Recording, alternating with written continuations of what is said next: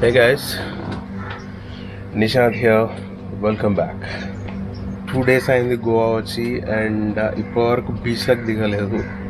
So ఇప్పుడు కొంచెం fresh up అయినా అండ్ బీచ్లకు దిగి కొంచెం మార్నింగ్ వాక్ కూడా వేద్దాం అనుకుంటున్నా. మార్నింగ్ వాక్ వేసి బీచ్లకు దిగి దెన్ అగైన్ రూమ్కి వచ్చి ఫ్రెష్ అప్ అయ్యి అప్పుడు ఏం చేద్దామనేది డిసైడ్ అవుతా. బికాస్ ఏమన్నా అనుకొని పోతే ఇక్కడ ఏమో ఈసారి అస్సలు అవుతలేదు ఎందుకో మళ్ళీ. I don't know what's the reason for that. So ఏమైతే అనుకుంటలేను, గో విత్ ద ఫ్లో. ఆ మూమెంట్కి ఏం చేయాలనిపిస్తే అది చేసి. ఓకే, ఇప్పుడు నేనున్న రిసార్ట్కి beach just 500 meters.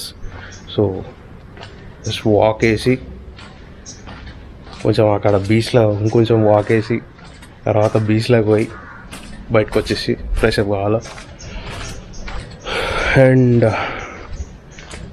Asian paints చూస్తున్నారుగా, సన్ స్క్రీన్ లోషన్.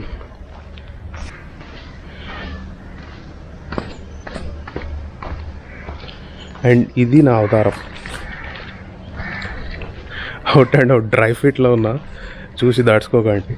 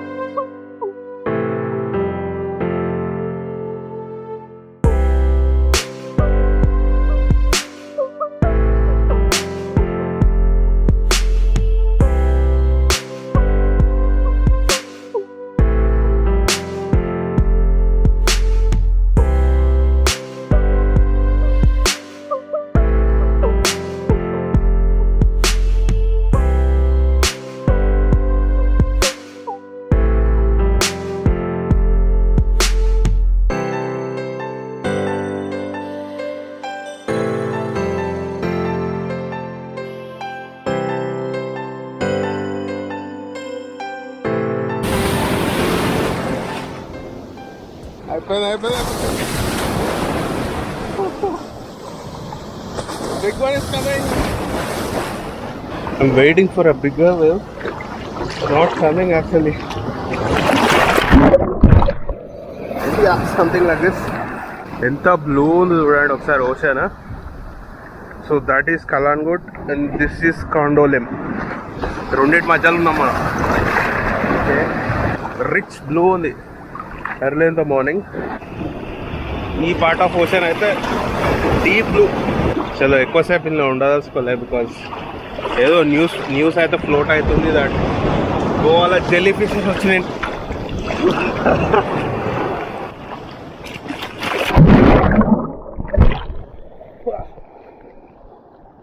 ఓహో,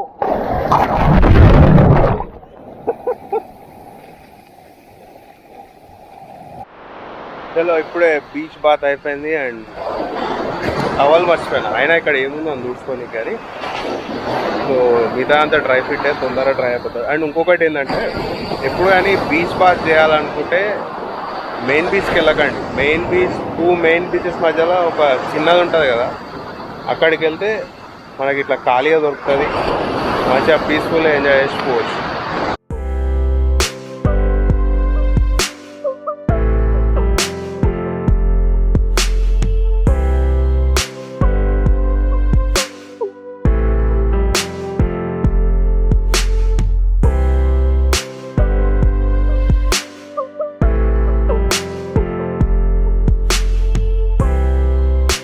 జనరల్గా మౌంటైన్స్కి అలవాటు అయిన వాళ్ళు ఉంటారు కదా, లైక్ ఆ క్లైమాటిక్ కండిషన్స్కి, ఆ cold weather, foggy weather, snow, ఇట్లా అలవాటు అయిన వాళ్ళకి మేబీ బీచెస్కి వస్తే అంత ఎంజాయ్ చేయలేరేమో.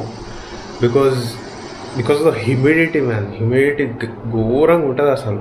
గోవా నేను ఇదివరకు వచ్చినా, నాకు ఎప్పుడు ఇట్లా కాలేదు. అంటే 8 years తర్వాత వచ్చిన గోవాకి. So in the span of these 8 years నేను మొత్తం మౌంటైన్స్లోనే తిరుగుతుండే. సో దానికి అలవాటు అయిపోయి ఈ వెదర్కి అలవాటు కావడానికి ఎందుకో ఏదో సంథింగ్ ఏదో అడ్డొస్తుంది నాకు. టైం వచ్చి 2:30 అవుతుంది. ఇప్పటికీ ఈవెన్ వింటర్ సీజన్లో కూడా ఘోరంగా కొడుతుంది ఎండ బయట. సో ఇప్పుడే ఫ్రెష్ అప్ అయినా, పొద్దున బీచ్ బాత్ చేసి రూమ్కి వచ్చి బ్రేక్ఫాస్ట్ చేసి పండుకున్నా. మళ్ళీ ఇప్పుడే లేచి ఫ్రెష్ అప్ అయినా అండ్ ఇప్పుడు బయటకు పోదామని అనుకుంటున్నా. బట్ ఈడికి అనేది మాత్రం డిసైడ్ కాలేదు. టువర్డ్స్ పంజిమ్, మన గోవా క్యాపిటల్ ఉంది కదా, సో టువర్డ్స్ పంజిమ్ పోయి అక్కడి నుంచి ఎక్కడ పోవాలనిపిస్తే అక్కడికి వెళ్తా. సో రైట్ నో ఇదే నా స్కెడ్యూల్. ప్రాపర్గా ఒక డెస్టినేషన్ అయితే ఏం పెట్టుకోలేదు. పంజిమ్ పోయినాక డిసైడ్ అవుతా ఎక్కడ పోవాలనేది. So see you on the bike. Okay, finally on the road. Panaji side పోతున్నా అండ్ ఓల్డ్ గోవా పోదామని అనుకుంటున్నా. అదే బాసిలికా చర్చ్ ఉంటుంది కదా, very old one, 16th century construction. ఏం సైలెన్సర్లు రా బాబు. సో ఆ ఓల్డ్ గోవా ఓల్డ్ చర్చెస్కి మీకు చూపించడానికి వెళ్తున్నా. అండ్ యా, వెదర్ కొంచెం చల్లబడ్డది లక్కీగా. It feels very good. ఈ కలాన్గుట్ పనాజీ రోడ్ అయితే ఏందో గాలికి వదిలేసిరు అన్నట్టు అనిపిస్తుంది నాకు. ఫుల్ ప్యాచెస్ ఉన్నాయి and this is the busiest stretch చెప్పాలంటే గోవాలోనే. అండ్ ఇంకోటి, ఇంతకుముందు వీడియోలో పాండ్స్ పౌడర్ వేసుకున్నా అనుకున్నారు, అది సన్ స్క్రీన్ గట్టిగా పెట్టిన, మొత్తం బిర్లా వాల్ కేర్ పుట్టి పెట్టినట్టు.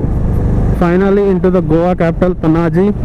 అండ్ మీకు ఈ బ్రిడ్జ్ తెలుసు కదా, వెరీ ఫేమస్. చాలామంది బ్లాగర్స్ కూడా చూపించారు. నేనేం కొత్తగా ఏం చూపించేది కాదు ఇది. నేను 2012 వచ్చిన లాస్ట్ టైం గోవాకి.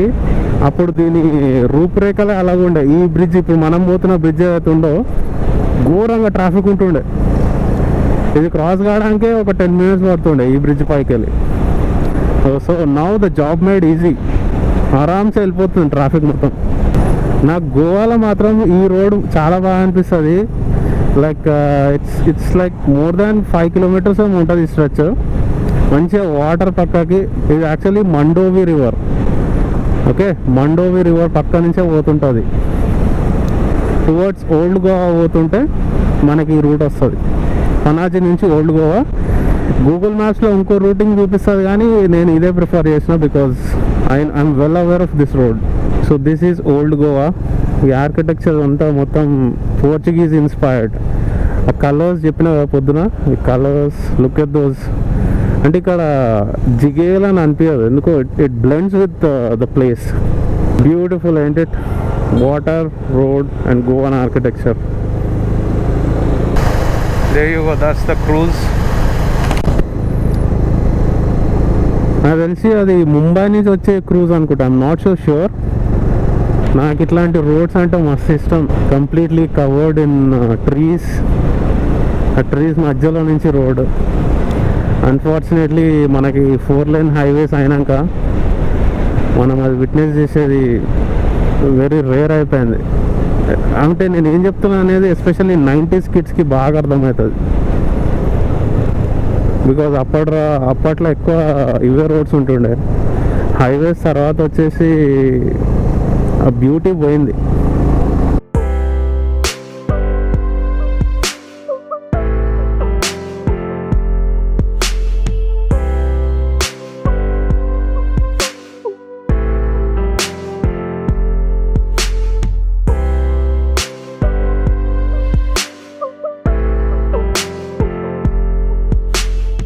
సో బ్యాక్గ్రౌండ్లో చూస్తున్నారు కదా, that's the oldest church. It belongs to 16th century. What's really interesting is the architecture inside it. It's amazing and beautiful. Of course ఈ పాటికి అందరూ చాలామంది చూసే ఉంటారు. అండ్ ఇప్పుడు మనం ఇక్కడ ఇట్ సైడ్ ఉంది కదా బ్యాక్గ్రౌండ్లో, ఇప్పుడు దానికి వెళ్దాం.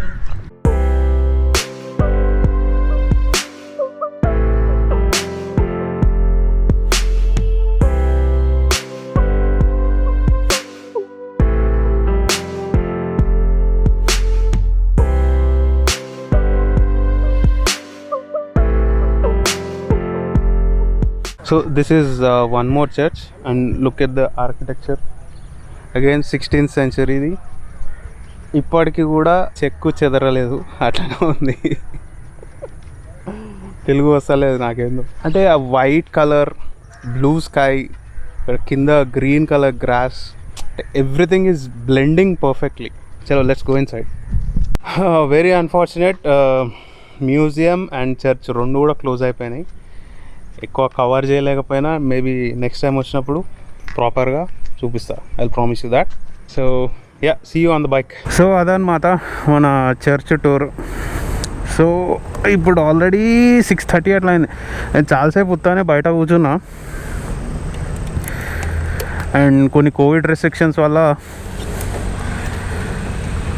లోపలికి అలౌ చేయలేదు. మొత్తం 3 చర్చెస్ ఉంటాయి ఒక దగ్గరనే. అవుట్ ఆఫ్ 3 ఒకటైతే కంప్లీట్లీ క్లోజ్ చేసారు, ఇంకోటైతే ఇక నేను వచ్చేసరికి లేట్ అయిపోయింది, సో అది క్లోజ్ అయిపోయింది. ఇక్కడనే బయట ఉండి, బయట మంచిగా సిట్అవుట్ ఏరియా ఉంటుంది ఇక్కడ, అక్కడ కూర్చొని ఇప్పుడు స్టార్ట్ అవుతున్నాం మళ్ళీ ఓల్డ్ గోవా నుంచి Calangute. And look at this road, ఇది అమేజింగ్ ఉంటుంది, ఏదో ఫారెన్ కంట్రీలోకి వచ్చినట్టు ఉంటుంది ఇక్కడ. సో ఇప్పుడు బ్యాక్ టు కలాన్గుట్ ఆర్ బాగా వెళ్ళి క్యాండిల్ లైట్ డిన్నర్ చేద్దాం అనుకుంటున్నా. చూద్దాం, మూడ్ని బట్టి, సిచ్యువేషన్ని బట్టి. ఇక్కడ ఒక చిన్న డ్రింక్స్ బ్రేక్ తీసుకొని, డ్రింక్స్ అంటే ఏమో అనుకున్నారు, సాఫ్ట్ డ్రింక్, మనమేం హార్డ్ డ్రింకర్ కాదు. అఫ్కోర్స్ మన ముఖం చూడడానికి అట్లా ఉండదు.